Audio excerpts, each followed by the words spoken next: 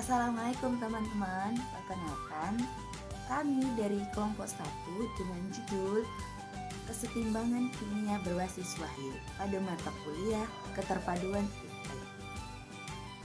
Puji syukur kehadirat Ilahi Robbi yang telah memberikan kita kesehatan juga kesempatan sehingga kita bisa bertatap muka walaupun via daring saat ini. Semoga teman-teman semua selalu dilindungi Allah Subhanahu wa taala. Amin, amin ya rabbal alamin. Yang terhormat Ibu Lis Setianingrum dan yang saya sayangi teman sekelompok saya dengan anggotakan Hairani Widya Putri, Bella Yuni Tamara, dan saya sendiri Nur Aisyah Borotan. Di sini kami dari kelompok 1 akan mempresentasikan makalah yang berjudul Kesetimbangan Kimia Berbasis Wahyu.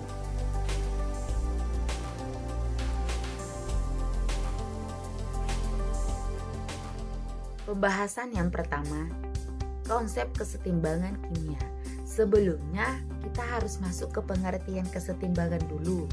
Kesetimbangan kimia adalah keadaan reaksi bolak-balik di mana laju reaksi reaktan dan produk sama dan konsentrasinya keduanya juga tetap. Kesetimbangan kimia hanya terjadi pada reaksi bolak-balik di mana terbentuknya reaktan sama dengan laju terbentuknya produk. Reaksi akan terjadi terus-menerus secara mikroskopis sehingga disebut kesetimbangan dinamis. Nah, pada tahun 1888, ahli kimia Prancis Henry Louis Chatelain pada tahun 1850 sampai dengan 1936 mengungkapkan bahwa jika sebuah sistem pada keadaan setimbang dan diberikan perubahan seperti tekanan, suhu, konsentrasi, dan sistem kesetimbangan tersebut akan bergeser untuk menghilangkan atau mengurangi pengaruh gangguan luar tersebut dan mungkin membentuk sistem kesetimbangan baru. Nah, pernyataan Chatelain ini digunakan untuk menentukan faktor-faktor yang mempengaruhi kesetimbangan kimia, diantaranya adalah konsentrasi, volume, tekanan, dan juga suhu. Nah, masuk kita ke pembahasan yang kedua.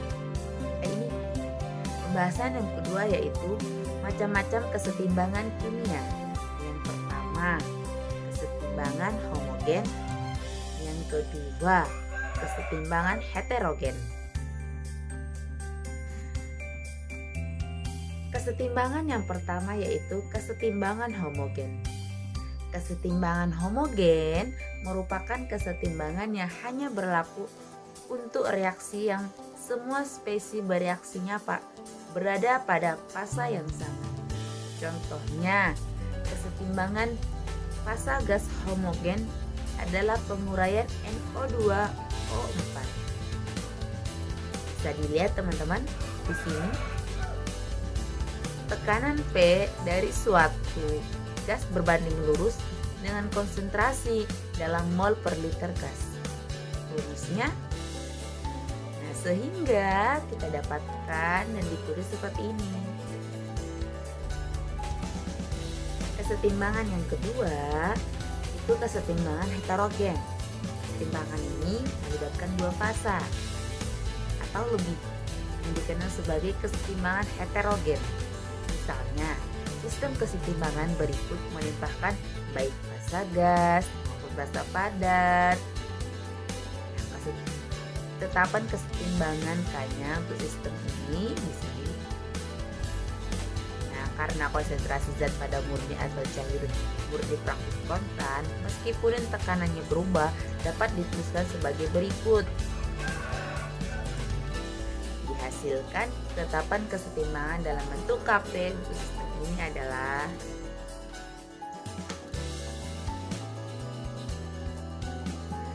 selanjutnya yang ketiga, kita masuk ke pergeseran kesetimbangan kimia. Ada 4 faktor nih yang mempengaruhi pergeseran kesetimbangan kimia. Yang pertama, konsentrasi. Yang kedua, tekanan dan juga volume. Yang ketiga, itu termasuk suhu. Nah, yang keempat itu adalah katalisis. Baik, selanjutnya yaitu pergeseran kesetimbangan kimia. Yang pertama, konsentrasi. Jika konsentrasi suatu sistem ditambah, maka kesetimbangan akan bergeser dari arah penambahan tersebut.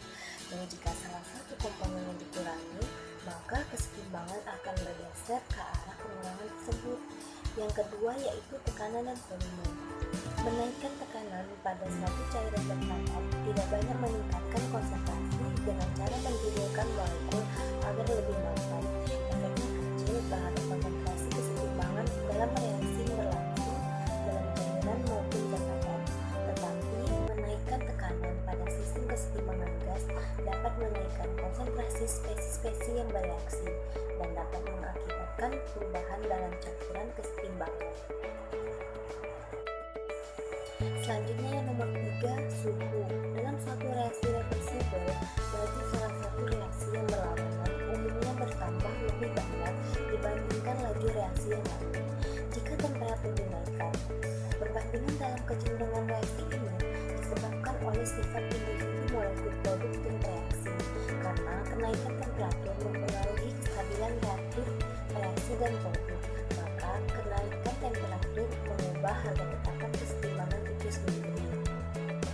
Yang keempat yaitu katalis. Dalam suatu sistem kesetimbangan, suatu katalis menaikkan kecepatan reaksi maju dan reaksi balik dengan sama kuatnya. Selanjutnya, tetapan kesetimbangan kimia. Yang pertama yaitu tetapan kesetimbangan atau yang disebut sebagai KC. Tetapan kesetimbangan ini diperoleh berdasarkan konsentrasi yang diberi lambang KC untuk reaksi setimbang. Nah, rumus tetapan kesetimbangannya sudah ada pada slide. Yang kedua yaitu tetapan kesetimbangan parsial. Nah, tetapan kesetimbangan ini dalam sistem gas dapat dinyatakan berdasarkan tekanan parsial gas bukan pada konsentrasi molarnya. Tetapan kesetimbangan ditulis dengan cara ini dinamakan tetapan kesetimbangan tekanan parsial yang diberi lambang Kp. Nah, untuk mengamalkan hubungan antara Kp dan Kc di suatu reaksi, maka kita lihat reaksinya pada slide tersebut. Selanjutnya yang kelima, meramalkan arah reaksi kesetimbangan kimia. Yang pertama, jika Kc kurang dari Kc, maka perbandingan konsentrasi alat produk terhadap reaktan terlalu kecil. Nah, untuk mencapai kesetimbangan, reaktan harus diubah menjadi produk. Sistem bergeser dari kiri ke kanan untuk memperoleh kesetimbangan. Nah, yang kedua yaitu Kc sama dengan Kc. Maka konsentrasi awal merupakan konsentrasi kesetimbangan. Sistem berada pada kesetimbangan. Laju reaksi baik ke arah reaktan maupun produk besarnya sama. Yang ketiga yaitu Kc lebih besar dari Kc, maka perbandingan konsentrasi awal produk terhadap reaktan terlalu besar. Untuk mencapai kesetimbangan, produk harus diubah menjadi reaktan. Sistem bergeser dari kanan ke kiri untuk mencapai kesetimbangan. Nah, selanjutnya yang B, kesetimbangan kimia dalam realitas kaunnya.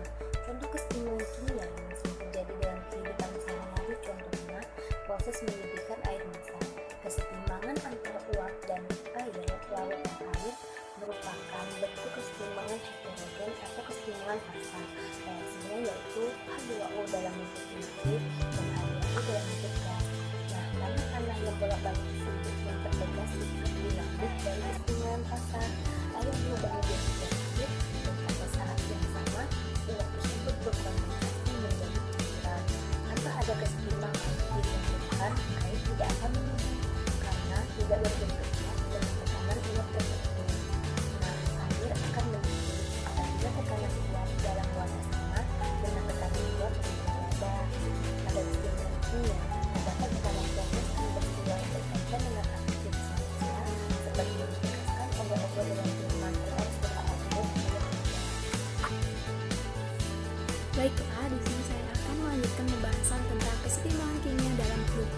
Jadi, kesetimbangan kimia dalam makhluk ini juga terjadi pada tubuh kita loh. Nah, contohnya saja pada urin. Urin ini biasanya memiliki pH antara 5,5 sampai 6,5. Nah, di dalamnya kan terkandung beberapa zat yang mempengaruhi urin ya. Jadi di dalamnya itu juga terdapat urea salah satunya. Nah, ketika urea ini meningkat atau berlebihan, maka kesetimbangan yang terjadi di dalam urin itu juga akan terganggu. Nah, hal ini kita dapat mengetahui secara jelas dengan mudah, yaitu dengan kesetimbangan kimia, yang dimana kita bisa melihatnya dengan berubah atau tidaknya pH di dalam urin. Nah, sehingga di dalamnya kita bisa melihat apakah urin kita itu seimbang atau tidak, atau urin kita itu normal ataupun tidak. Dalam hal ini, Allah juga sudah mensyiratkan tentang pengaturan segala hal yang ada dalam hidup kita dalam surah Al-Furqan ayat 2, yang artinya yaitu yang kepunyaannya lah kerajaan langit dan bumi, dan tidak mempunyai anak dan tidak ada sekutu baginya dalam kekuasaannya, dan Dia telah menciptakan segala sesuatu dan Dia menetapkan ukuran-ukurannya dengan serapi-rapinya. Quran surah Al-Furqan ayat 2. Jadi di dalam surah ini sudah jelas bahwa Allah itu sudah mengatur sebaik-baiknya dan serapi-rapinya, sedetail-detailnya apapun yang terjadi pada kehidupan ini, baik pada tumbuhan, hewan maupun manusia. Baiklah, selanjutnya saya akan menjelaskan tentang kesetimbangan kimia dalam lingkungan. Nah, dalam hal ini kesetimbangan kimia ini berperan dalam menjaga kualitas lingkungan kita, di mana terdapat beberapa permasalahan yang bisa terjadi ya dalam lingkungan kita, seperti adanya pemanasan global yang menyebabkan penurunan beberapa tekanan uap air di udara, sehingga terjadi pencairan beberapa lapisan salju di beberapa tempat. Nah, berbagai bencana serta kerusakan alam yang akhir-akhir ini sering terjadi dalam negara kita itu tidak lain dan tidak bukan karena campur tangan manusia, di mana manusia terkadang mengalami kecerobohan yang akhirnya menyebabkan bencana di beberapa tempat dan merusak kelestarian lingkungan kita. Dalam hal ini juga Allah sudah menjelaskan dalam Quran surah Ar-Rum ayat 41 yang artinya telah nampak kerusakan di darat dan di laut disebabkan karena perbuatan tangan manusia, supaya Allah merasakan kepada mereka sebahagian dari akibat perbuatan mereka agar mereka kembali ke jalan yang benar. Nah, dalam surah ini kita itu dituntut untuk menjaga sebaik-baiknya lingkungan di sekitar kita agar tetap lestari, tetap alami, dan tetap dalam lingkungan Allah Subhanahu wa Ta'ala. Seperti itu ya. Selanjutnya saya akan menjelaskan tentang kesetimbangan kimia dalam realitas kauliyah. Nah, kesetimbangan menekankan pada nilai-nilai yang proporsional pada kedua reaktan sehingga melahirkan produk yang tepat dan berkualitas. Sementara keseimbangan sebagai wadahnya akan menekankan pada adanya kesamaan nilai walau tidak proporsional. Penekanan pada nilai-nilai kualitas yang proporsional ini tentunya pada akhirnya akan tidak selalu menuntut adanya kesamaan atau keserupaan.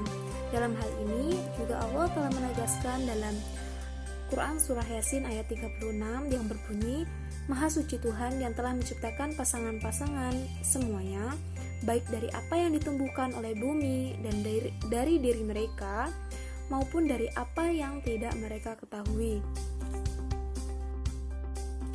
Nah, selanjutnya dalam hal ini Allah juga telah menjelaskan dalam Quran surah Ar-Rahman ayat 7-9 yang berbunyi, A'udzu billahi minasyaitonir rajim. Bismillahirrahmanirrahim. Was-samaa'a rafa'aha wa wada'a al-mizan alla tadghaw fil mizan wa aqimul wazna bil qisti wa la tuhsirul mizan.